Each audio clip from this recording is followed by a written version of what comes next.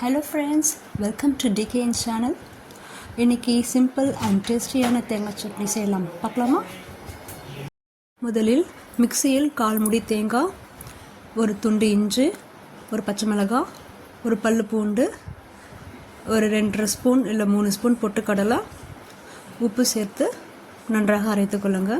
பின்பு தாளிப்பு கரண்டியில் தாளிப்புக்கு தேவையானது கடுகு உளுந்து பருப்பு, கறிவேப்பிலை, பெருங்காயத்தூள் சேர்த்து நல்லா தாளிச்சிட்டு ஸ்டவ் ஆஃப் பண்ணிடுங்க.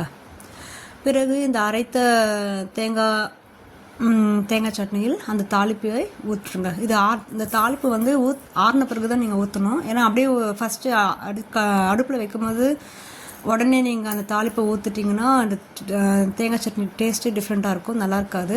அதனால இந்த தாளிப்பு வந்து ஆறின பிறகு இந்த தேங்காய் சட்னியில் ஊற்றிட்டு நீங்கள் உப்பு சேர்த்து தண்ணி தேவையான அளவு, உங்களுக்கு கன்சிஸ்டன்சி தேவையான அளவுக்கு தேங்காய் சட்னி கன்சிஸ்டன்சிக்கு சேர்த்து நீங்கள் அது கலந்துக்கோங்க. சுவையான தேங்காய் chutney ready. Please subscribe my channel. Please subscribe and share my videos. And once again, thank you all my subscribers. Till now I reached 28 subscribers. Please support and subscribe my channel. Thank you friends.